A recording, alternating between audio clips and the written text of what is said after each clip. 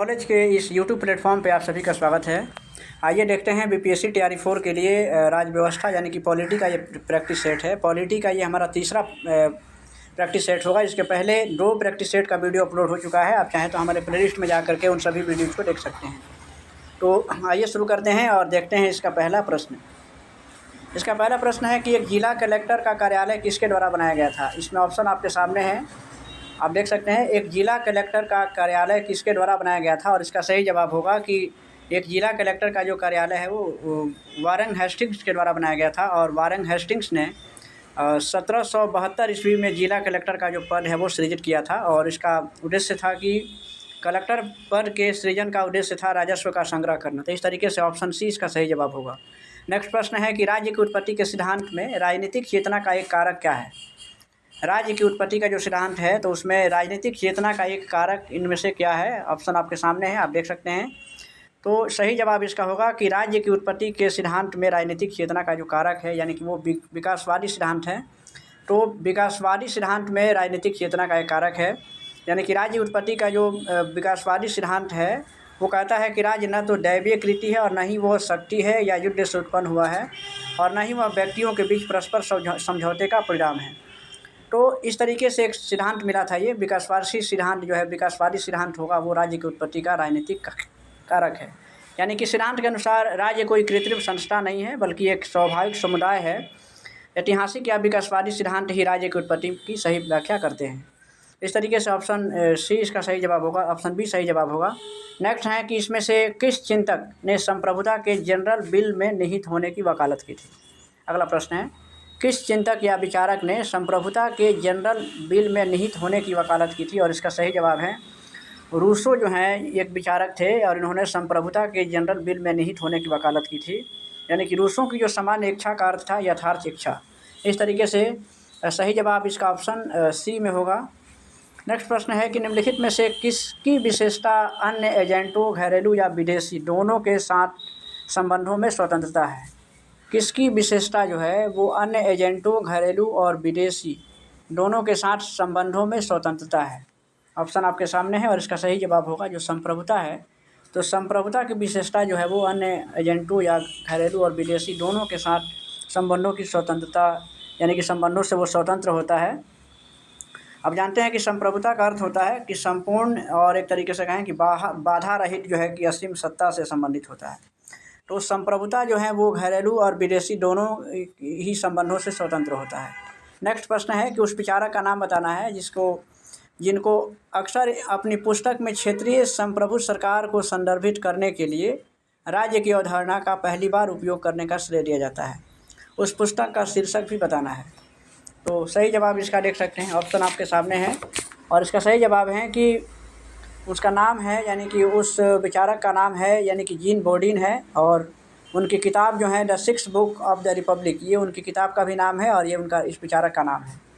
तो उन्होंने इसमें जो है कि अपने पुस्तक में क्षेत्रीय संप्रभुता और सरकार को संदर्भित करने के लिए राज्य की अवधारणा का पहली बार प्रयोग किया था।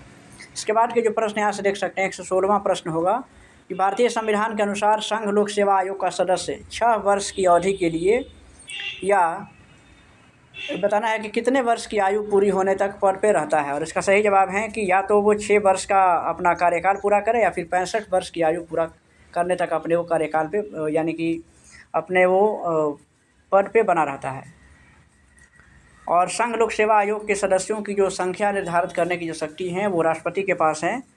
और इस तरीके से इसके 62 वर्ष तक की उम्र तक वो जो है कि उस पर रह सकते हैं। सॉरी, राज्य लोक आयोग सेवा की बात हो रही है कि राज्य लोक सेवा आयोग के अध्यक्ष और सदस्यों का कार्यकाल 6 वर्ष का होता है, अधिकतम 62 वर्ष, जबकि संघ लोक सेवा आयोग में है 65 साल या 6 वर्ष के लिए। नेक्स्ट प्रश्न है कि लोक अदालत के बारे में निम्नलिखित कथनों पर विचार करना है। लोक अदालत के बारे में क्या कुछ सही है। ऑप्शन आपके सामने है। यह एक सस्ती न्यायिक सेवा है, यह एकल पेशी पर विवाद निवारण करता है, यह त्वरित न्याय देता है, या फिर सेवानिवृत्त जज लोक अदालत चलाता है, और यह एक सर्वोच्च न्यायालय है। तो इसमें से क्या सही है। और इसमें देखना है कि जो लोक अदालत के बारे में जो कथन जो दिया हुआ है यहाँ पे, तो इसमें से सही है, जैसे कि इसमें से 4 जो हैं वो कथन वो सही हैं, यानी कि पहला भी सही है, दूसरा, तीसरा और ये चौथा, ये चारों इसमें से सही हैं। तो इस तरीके से ऑप्शन सी इसका सही जवाब होगा इसमें से।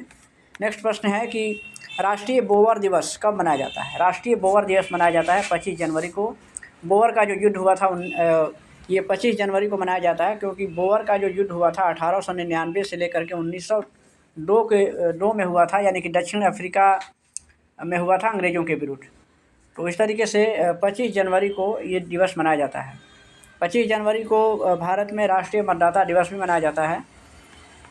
14 सितंबर आप देख सकते हैं, 14 सितंबर को हिंदी दिवस मनाते हैं, जबकि 5 जून को विश्व पर्यावरण दिवस भी मनाया जाता है। इसके बाद के जो प्रश्न है संयुक्त राष्ट्र सुरक्षा परिषद के संबंध में है कि इसमें से सुरक्षा परिषद के बारे में कौन सा कथन असत्य है? तो सुरक्षा परिषद के बारे में आप जानते हैं कि इसमें कुल जो है वो 15 सदस्य होते हैं, जिसमें 10 जो है अस्थायी हैं, जबकि 5 जो सदस्य होते हैं वो अस्थायी सदस्य होते हैं। अस्थायी सदस्यों की जो कि उनका जो कार्यकाल रहता है वो 2 साल के लिए रहता है।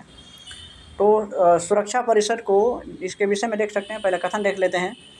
पहला दिया कि इसमें से 15 सदस्य हैं, जिनमें 5 अस्थायी और 10 अस्थायी सदस्य हैं, वो सही दिया हुआ है। पहला तो सही है। प्रत्येक अस्थायी सदस्य के पास वीटो की शक्ति है, ये भी सही है। और तीसरा है कि IMF और विश्व बैंक इसके निधिकरण एजेंसियां हैं, ये गलत है। और इस तरीके से इसमें ऑप्शन सी सही जवाब होगा, यानी कि इसके बारे में असत्य कथन दिया है, तो ये ऑप्शन सी जो है वो गलत कथन दिया है।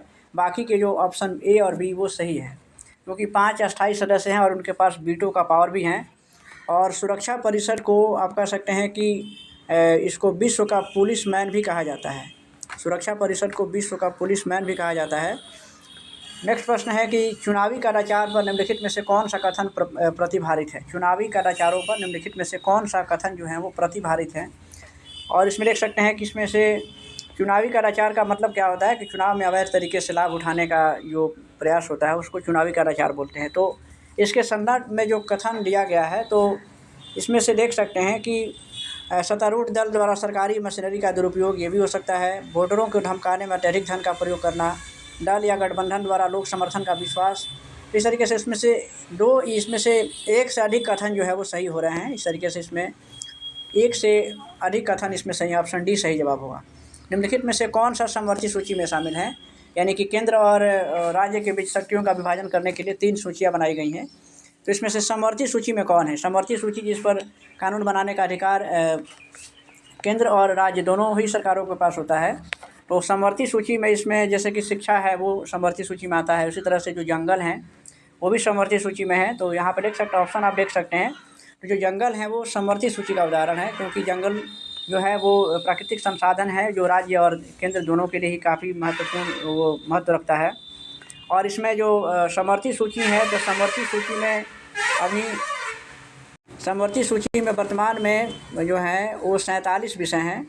पहले 52 थे, लेकिन अब जो है कि 47 विषय था, मगर अब जो है कि वो 52 विषय हो गए हैं समवर्ती सूची में अभी वर्तमान समय में।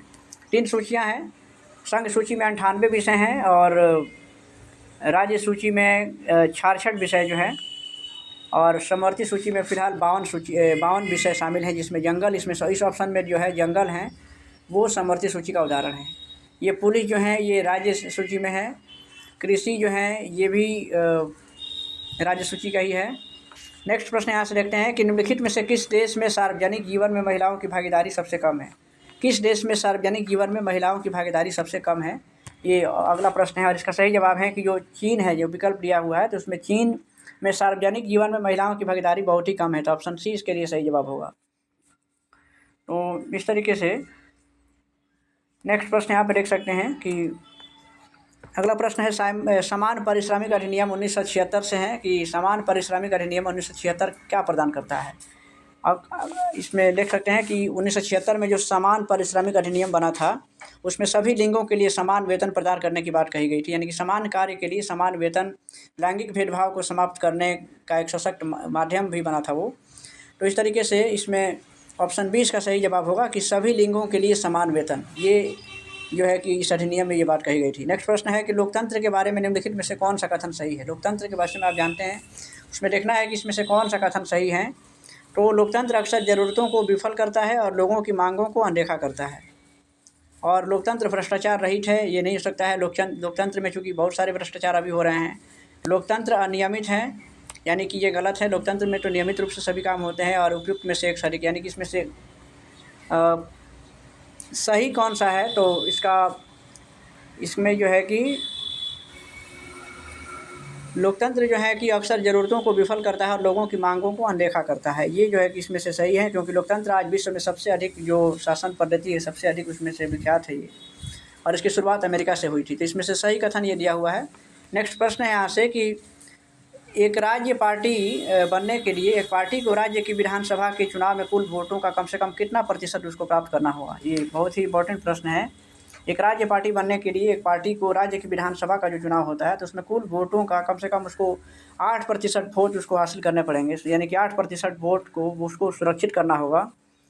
और इस तरीके से इसका ऑप्शन इसमें से जो है कि 2011 में जो ये प्रावधान बना था कि यदि कोई राजनीतिक पार्टी लोकसभा या विधानसभा में अगर एक भी सीट नहीं जीतता है, लेकिन कुल वैध मतों का अगर 8% वोट अगर उसको प्राप्त हो जाता है, तो राज्य स्तरीय पार्टी का दर्जा उसको दिया जाएगा। इस तरीके से 8% वोट उसके पास होना चाहिए। नेक्स्ट है कि किस वर्ष राष्ट्रीय मानवाधिकार आयोग की स्थापना हुई थी। राष्ट्रीय मानवाधिकार आयोग की स्थापना जो हुई थी 1993 में हुई थी। तो जो कि ऑप्शन में है यहाँ पे 1993 नहीं दिया हुआ है। इस तरीके से इसमें ऑप्शन ई इसका सही जवाब होगा, उपयुक्त में से कोई नहीं, क्योंकि 1993 इसका सही जवाब होगा। और 12 अक्टूबर 1993 को इसका गठन हुआ था।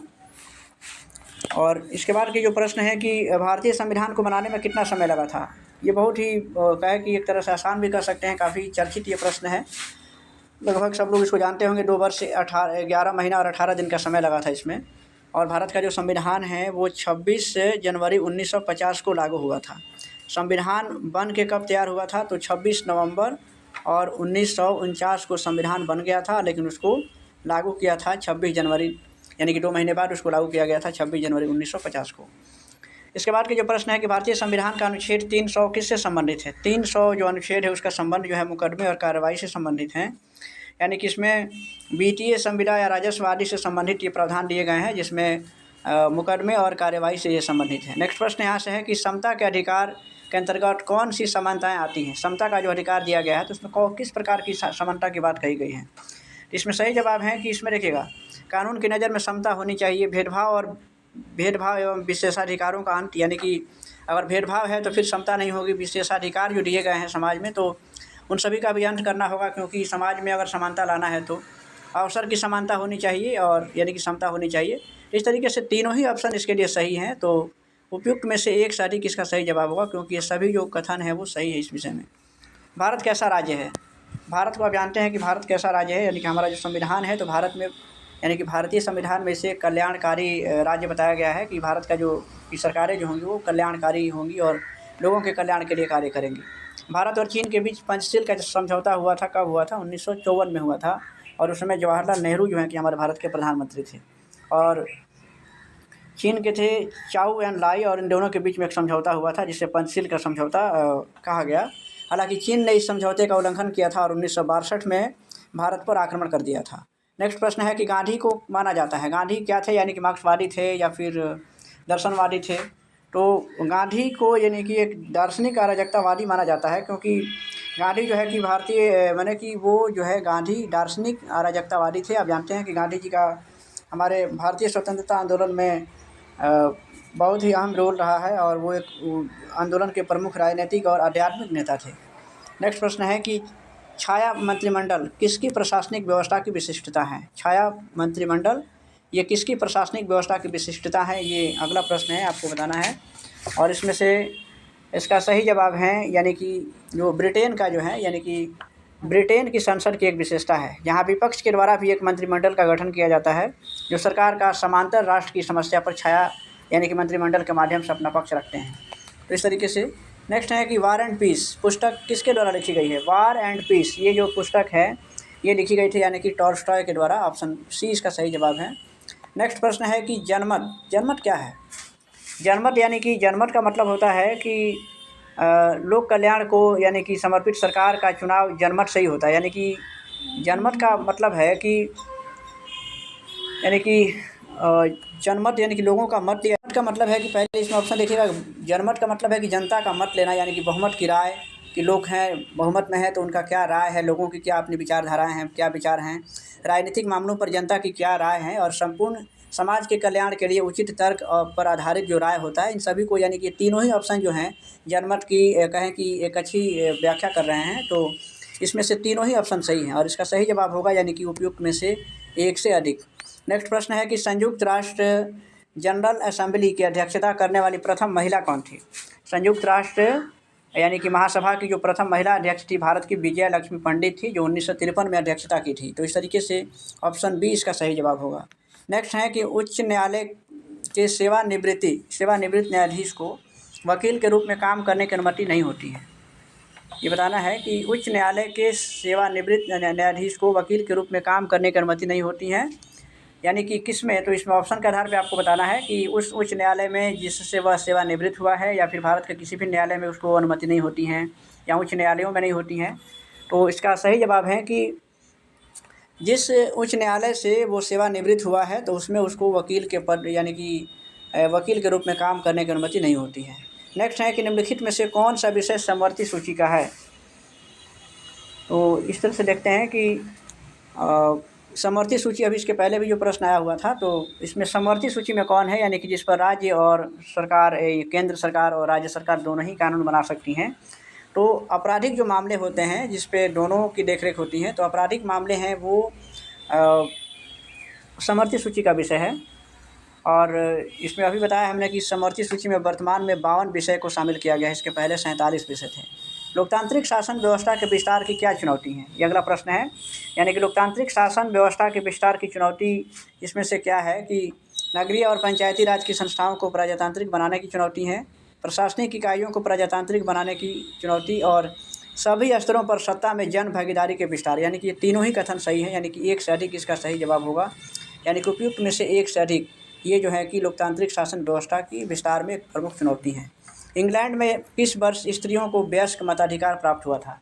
ये नेक्स्ट प्रश्न है कि किस वर्ष में स्त्रियों को वहाँ पे वोट देने का अधिकार मिला था इंग्लैंड में, और सही जवाब इसका है कि 1928 में जो है वो इंग्लैंड में वयस्क मताधिकार का अधिकार मिला था, जबकि भारत में स्त्रियों को वयस्क मताधिकार जो मिला था 1919 में ही प्राप्त हो गया था।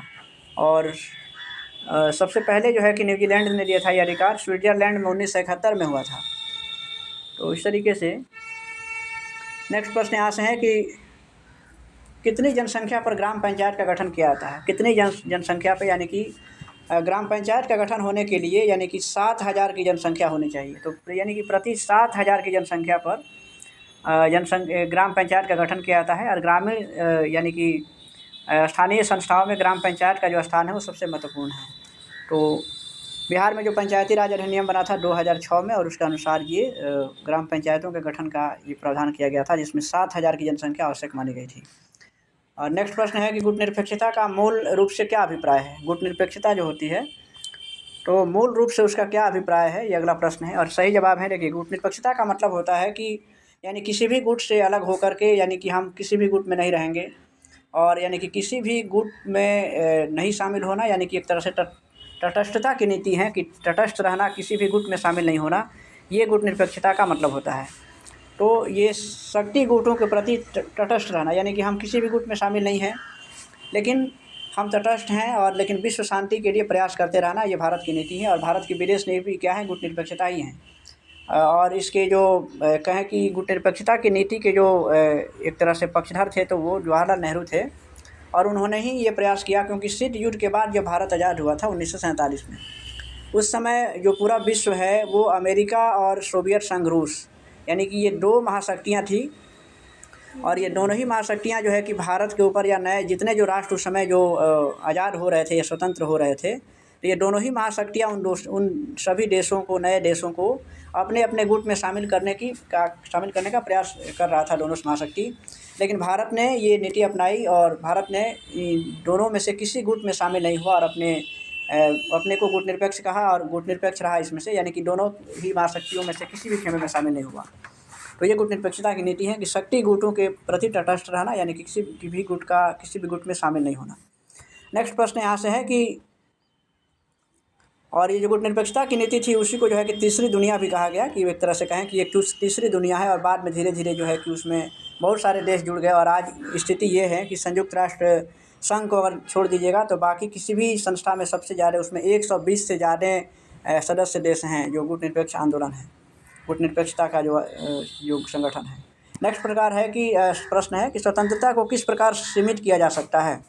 स्वतंत्रता को किस प्रकार से सीमित किया जा सकता है, यानी कि अनुच्छेद 22 में इसका जिक्र किया गया है कि अनुच्छेद 22 में जो इसमें कहा गया है कि स्वतंत्रता को जो है कि